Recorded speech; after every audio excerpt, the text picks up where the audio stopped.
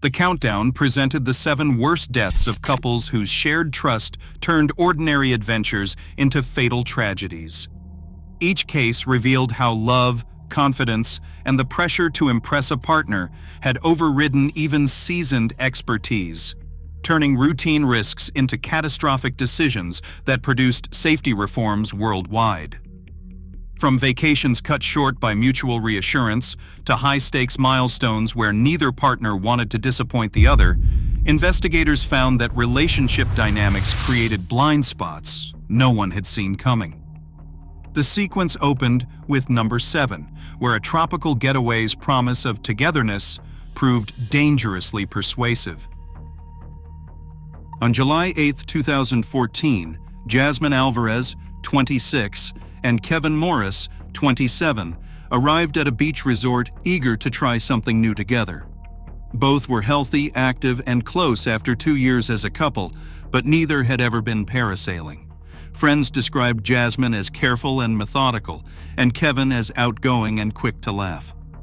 That morning, steady winds reached 22 knots, well above the recommended 15-knot safety limit. 6 witnesses later recalled the couple's anxious glances as they signed waivers, but each reassured the other, insisting they would feel safer flying together. The operator hesitated, citing the Coastal Adventure Tandem safety regulation, but relented under their joint insistence. At 10:12 a.m., they launched on a 60-foot tow line, but as a sudden gust loaded the line beyond its rated 4,600 pounds of force, the cable snapped, sending them plunging 12 meters into the surf below. Emergency medical services arrived 7 minutes later, but both suffered fatal blunt force injuries and were pronounced dead at 10:41 a.m. The investigation found that mutual encouragement had overridden professional caution. In response, authorities enforced strict weight limits for tandem flights, and they banned operators from accepting couple-driven pressure to approve tandem configurations. On August 21, 2017, Aisha Grant, 32, and Devin Morgan, 33, joined a guided expedition on the Upper Kestrel River. Both had backgrounds in outdoor recreation and a reputation for athleticism. They had met on a university rowing team 5 years earlier. Aisha was 5 feet 9 inches tall, competitive and analytical, and Devin was 6 feet 1 inch tall, known for his humor and relentless drive. 8 raft mates later described the couple's playful, competitive rivalry during the pre-launch safety briefing, where they challenged each other to attempt the river's most difficult stretch. The guide warned about elevated water, with a gauge reading of 0.6 meters and a flow rate of 320 cubic meters per second. The couple pushed for the Class 5 route at the Slice, a notorious rapid with a drop of 0.9 meters. At 14:40, their raft struck an eddy line, capsized, and both were swept beneath the surface, pinned by hydraulic currents. Rescue teams recovered them after 23 minutes underwater. Autopsies confirmed asphyxia due to drowning for both, with no evidence of head trauma. The official report cited the couple's competitive dynamic and mutual escalation as key contributing factors. In 2018, authorities mandated river safety and competency assessments for all participants, regardless of claimed expertise. On October 12, 2018, Elena Cheng and Mateo Ruiz arrived at the Skydive Vista Ridge drop zone to celebrate their 7th anniversary. Both were in their mid-30s. Elena was a biomedical engineer with 47 solo jumps logged, known for her precision and calm under pressure. Mateo was a physical therapist with 39 previous jumps, outgoing and meticulous about gear checks. Friends described their relationship as deeply supportive, with each partner eager to share new milestones together. That morning, the wind registered steady at 11 miles per hour, with gusts reaching 14 miles per hour, just below the facility's recommended limit. 5 ground crew members later recalled the couple's quiet debate over postponing, but the significance of the day seemed to outweigh their hesitation. Elena suggested a proximity jump, flying side by side for commemorative photos, and Matteo agreed despite the chief instructor's offer to reschedule due to shifting winds. Their jump counts demonstrated they were considered experienced by the drop zone. At 9:06 in the morning, they exited the aircraft at 4,200 feet, deploying their main canopies within seconds. As they maneuvered closer, a wind shift of 18 degrees at 3,000 feet altered their trajectories. At 650 feet above ground level, their canopies collided. Elena's lines tangled around Matteo's risers, and both canopies collapsed. In the 6 seconds before impact, neither reserve could be deployed. Both exhibited absent vital signs and were pronounced dead at the scene. Autopsy reports listed immediate traumatic brain injury as the primary cause of death, with fatal blunt force trauma and multiple fractures recorded. The investigation found that the desire to mark their anniversary with a special jump had led them to override standard separation protocols. In 2019, the United States Parachute Association issued new weather and proximity regulations, banning commemorative jump modifications and requiring independent descent for all proximity maneuvers regardless of occasion. On February 3, 2019, Nora Patel, 29, and Lucas Byrne, 31, set out before sunrise for the upper slopes of Blacktail Ridge in the Northern Rockies. Both were experienced backcountry skiers, each holding formal avalanche safety certification and years of experience navigating complex winter terrain. Nora was 5'7", direct and analytical, and she often took the lead in trip planning. Lucas was 6 foot, calm under pressure, and methodical in risk assessment. Their partnership had spanned 4 years, built on shared ambition and a growing online following documenting difficult routes and technical objectives. The Colorado Avalanche Information Center had issued a Level 4 bulletin for the region, indicating high risk of large human-triggered slides. The report detailed recent snow pit tests that showed a weak layer beneath a 0.6-meter slab, and it flagged slope angles above 35 degrees as especially hazardous. 4 other touring parties turned back at the trailhead after reviewing the data, but Nora and Lucas, confident in their training and in each other, pressed on. Their last social post, timestamped 9:13 a.m., showed them smiling at the ridge crest and referencing another big one together. At 11:45 a.m., they entered a 36-degree east-facing bowl. Witnesses later described the pair pausing briefly, exchanging a few words, and then dropping in together. But as the slab fractured above them, it released a 12.8 meters per second flow that swept both downslope. Avalanche beacons later recorded burial depths of 1.2 meters for Nora and 1.0 meters for Lucas. Rescue teams arrived within 38 minutes, but both had succumbed to asphyxia from airway obstruction by packed snow. Autopsy reports confirmed cardiopulmonary arrest secondary to asphyxia within minutes of burial and noted the absence of traumatic injuries. Investigators documented a pattern in the couple's public posts and route logs, showing repeated joint entries into high-risk zones, often after official warnings, and several instances in which they proceeded when other groups turned back. Witness testimony described a dynamic in which shared confidence and an expectation to film and publish difficult objectives had become a decision factor.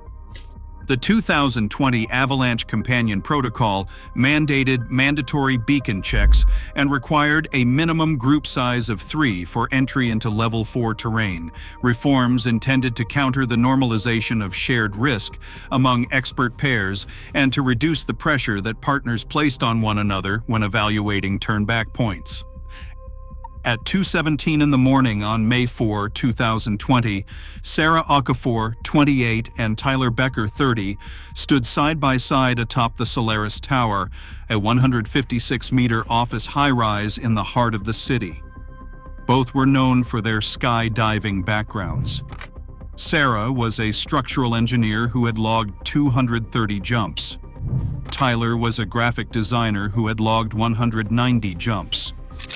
They had been together for just over 3 years, and their relationship had been defined by a shared pursuit of adrenaline and a belief that together they could handle anything.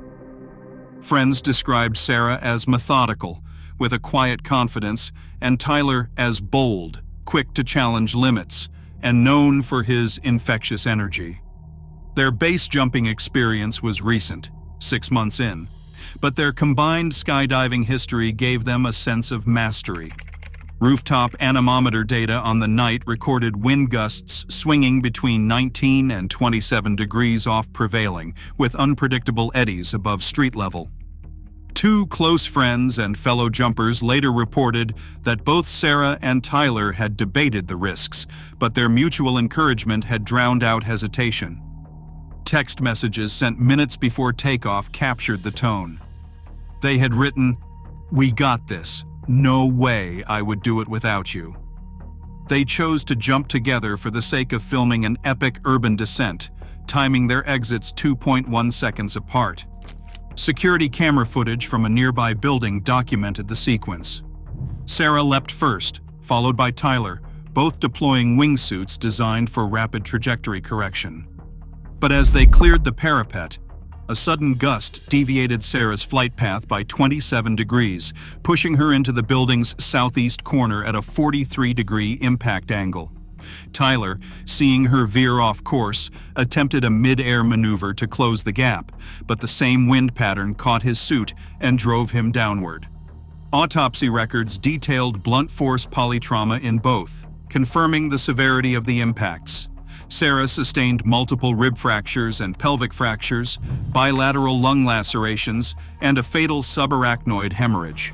Tyler sustained a comminuted skull fracture, a severe traumatic brain injury, and cervical spine disruption. Both lost consciousness within seconds of impact. Cardiac arrest was confirmed by responding emergency medical services within 4 minutes. Neither wingsuit closure or backup parachute deployed fully before ground contact. Investigators found that neither Sarah nor Tyler had previously attempted a base jump from Solaris Tower, and veteran jumpers had avoided the site because of erratic wind currents. Analysis of their digital communications and witness statements revealed that each felt emboldened by the other's presence, which had overridden personal caution. Witnesses described a pattern of mutual enablement, moments where one might have hesitated alone but proceeded because the other appeared confident. The City Council responded by enacting the Urban Base Ordinance of 2021. The ordinance introduced fines up to $25,000, mandated a 500-foot separation between jumpers, and created criminal penalties for illegal rooftop access. The reforms were designed to disrupt the cycle of mutual enablement that had proved fatal for Sarah and Tyler, making it harder for couples or any group to amplify each other's sense of invincibility in the city's shadowed heights. On May 19, 2021, Dr. Priya Desai and Mark O'Donnell set out before dawn for the summit of a 7,400-meter Himalayan peak. Priya was an engineer known for methodical planning, and Mark was an emergency physician with a steady hand in crisis. Both had built their reputations on discipline and teamwork, and both had years of experience above 6,000 meters with advanced rescue training and a history of careful decision-making. The morning was clear, but the forecast called for rising winds after noon. Their GPS devices tracked a steady climb, and radio logs recorded a planned turnaround at 1:30 p.m., a standard cutoff to avoid the dangers of late-day weather. That turnaround time framed every decision that followed. At 1:22 p.m., 3 climbers on a parallel rope team overheard a radio exchange. Priya reported wind speeds near 70 kilometers per hour and falling visibility. Mark asked, "How close are we?" Priya replied, "Less than an hour. Do we go for it?" Silence followed. Mark finally said, "If you're good, I'm good." Investigators later identified that exchange as an example of mutual deference. They reached the summit at 3:42 p.m., nearly 2 hours past their cutoff. By then, the ridge was swept bare by wind, with gusts flinging spindrift across their path. Temperatures hovered at -18 degrees Celsius. They started down at 4:05 p.m., but the descent had changed. Fresh snow-covered tracks, and the wind, steady at 70 kilometers per hour, made communication nearly impossible. At 4:44 p.m., their GPS devices paused for 12 minutes at a narrow traverse. Investigators pieced together the sequence from device logs and witness accounts. At 4:57 p.m., Mark slipped on a wind-scoured ledge, falling 28 meters down a steep face. Priya attempted a self-arrest, but she was pulled off balance by the rope. Both landed on a snow shelf, partially shielded but unable to climb back up. The rope team, descending 200 meters behind, reached them at 6:14 p.m. Mark was unresponsive, with a core temperature of 28 degrees Celsius, showing signs of moderate hypothermia and likely cardiac arrhythmia. Priya was semi-conscious, with slurred speech and a slow pulse, clinical signs consistent with severe cold exposure. Despite immediate insulation and emergency rations, Priya's condition worsened. Both were pronounced dead at 6:26 p.m. by the team medical officer. Autopsies confirmed that Mark died from blunt force trauma, including skull-base fractures and thoracic fractures, while Priya succumbed to hypothermia, with no survivable traumatic injuries but profound cold stress. The official investigation cited mutual deference as a critical factor. Both climbers had voiced doubts, yet both deferred to the other's presumed intent, and safety margins slipped away. In response, national alpine organizations introduced the high-altitude turnaround protocol in 2022. Under the protocol, every climber must declare an independent go or no-go at the cutoff, and that declaration is recorded and enforced regardless of partner input. The rule aimed to prevent tragedies born from silent compromise, even among highly skilled teams. At 7:12 a.m. on November 11, 2022, Lily and Adrian Torres stood in the wicker basket of a hot air balloon, awaiting final clearance above the plains outside a popular tourist city. Both were in their late 20s, newly married, and on the last day of a 2-week honeymoon abroad. Adrian was a software developer with a measured, analytical temperament, and he had planned the trip as a surprise. Lily was a pediatric nurse known for her warmth and quick wit, and she had dreamed of a sunrise balloon ride since childhood. Friends described them as thoughtful and pragmatic, Adrian meticulous in research, Lily careful with logistics, yet both shared an optimism that grew when they were together. The couple had booked the flight months earlier and had arranged for a professional photographer to capture the occasion. The operator logged wind speeds at 28 to 34 kilometers per hour that morning, well above the company's standard limit for passenger launches. The pilot, fluent only in the operator's native language, explained the risk and recommended postponement, citing the operator's weather policy. Lily and Adrian, eager not to miss their scheduled photo session and hesitant to forfeit a non-refundable payment, pressed for takeoff, and they repeated what they had read online, that it was a once-in-a-lifetime experience. 15 witnesses, including tourists from 6 countries and 3 staff members, later recalled the couple's quiet determination as the balloon inflated. The launch proceeded at 7:19 a.m. Within minutes, a low-altitude wind shear, later recorded at 32 kilometers per hour, hit the balloon from the northwest, causing an abrupt 8-degree loss of lift. The pilot attempted to compensate by venting hot air and adjusting the burner, but the balloon's descent rate increased rapidly. At 7:26 a.m., the basket collided with a 4.2-meter outcrop, shearing off the lower section and ejecting both Lily and Adrian. Emergency responders arrived at 7:39 a.m. Adrian was found 11 meters from the impact site. He had suffered bilateral femur fractures, pelvic disruption, and a fatal subarachnoid hemorrhage. He was pronounced dead at 7:54 a.m. Lily was located closer to the basket and presented with multiple rib fractures, pulmonary contusions, and severe traumatic brain injury. Despite advanced airway management and resuscitation efforts, her death was confirmed at 8:01 a.m. Autopsy reports listed blunt force polytrauma as the cause of death for both, with instantaneous loss of consciousness in Adrian and rapid cerebral herniation in Lily. The subsequent investigation drew on operator logs, meteorological records, and translated witness statements. Analysis determined that the couple's insistence on proceeding, driven by the milestone urgency of their honeymoon and the pressure of prearranged plans, had overridden the pilot's initial reluctance. Language barriers compounded the problem because the risk briefing, delivered only in the operator's native tongue, had failed to convey the full gravity of the conditions. The report concluded that neither Lily nor Adrian would likely have boarded alone, but together, mutual reassurance and a desire not to disappoint each other had tipped the decision. In response, regional aviation authorities, in coordination with the International Ballooning Federation, enacted sweeping reforms in 2024. The directive mandated that all commercial balloon operators provide pre-flight safety briefings in the native language of every passenger group, verified by signed acknowledgement. Operators were granted unequivocal authority to cancel flights without penalty or refund if weather conditions exceeded established thresholds, regardless of customer insistence. Tour operators in more than 20 countries adopted the new rules within months, establishing a precedent for multilingual communication and operator autonomy across global adventure tourism.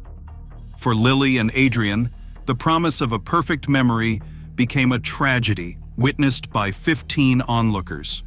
Their story forced an industry to recognize that love and trust, so often a source of strength, could also become a blind spot, especially when the stakes were highest. Across all 7 tragedies, one pattern stood out. When two people shared deep trust, their shared confidence overrode caution, amplifying risk far beyond what either would have accepted alone. In high-stakes moments, love blurred judgment as much as it strengthened resolve. Those stories proved that even expertise was no match for the invisible pressure of partnership. The cost was not just doubled, it was exponential. They were urged to stay vigilant, even together.